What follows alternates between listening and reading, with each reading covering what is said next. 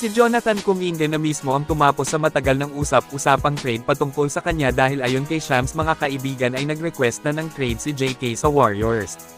Well, ito na nga talaga yung katapusan na ni Kuminga sa Dubs, kung saan sa tagal ay naintindihan na ng batang player ng GSW kung saan siya dapat lumugar para hindi na mahirapan ang coaching staff nila.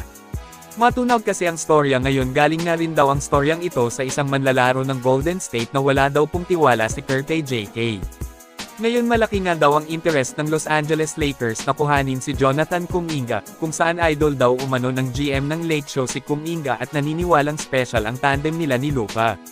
Well, maganda ito para sa Los Angeles Lakers. Para sa akin mautak na galaw ito, future ng franchise yung target talaga nila. Kapag mawala na si LeBron sa LA, kasi alam naman nating inaasahan na ang nalalapit na pagre-retiro nito, ay mas tataas pa lalo ang magiging kumpiyansa ng mga manlalaro nila. Medyo limitado kasi yung magiging galaw ng ibang player kapag kakampi si LBJ, kasi syempre siya ay mas priority sa offensive first option kumbaga. Isa ako sa naniniwalang may lakas ang tandem ni Luka at JK sa Lakers kung matuloy. Yung style ni JK ang style na fit kay Luka, athletic, sobrang mag-alaw talaga na walang ibang iniisip kundi ang umatake ng umatake. Kaya I'm sure kabang-abang po ang Lakers Kuminga mga kaibigan. Ngayon dahil nga sa kumpirmadong pag-request ni Kuminga ng trade sa GSW, ay nagsalita na rin dito sina Stephen Curry, Jimmy Butler at Draymond Green. Mga veteranong kakampi na mas nakakaintindi ng maayos sa sitwasyon ng batang kakampi nila. Kumbaga base sa mga sinabi nila dito ay magsisilbing pang good luck at pamamaalam na nila ito kay Jonathan Kuminga.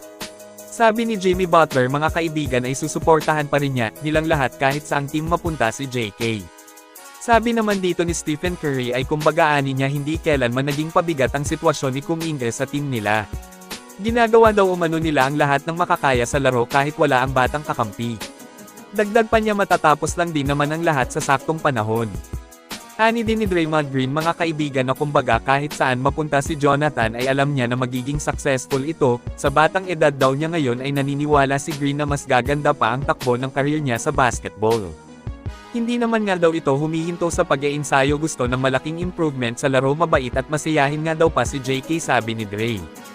Well, ang lahat ng sinabi nila ay tumatayong isang pamamaalam na talaga. Nag-request na kasi ng trade si Kuminga kaya matik maalis na siya sa team ng Dubs.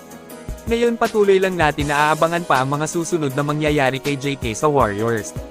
Kayo mga kaibigan, ano ang masasabi nyo kay Kuminga? I-comment lang po yan sa ibaba at akin pong babasahin yan. Maraming salamat po, mag-iingat at God bless sa lahat.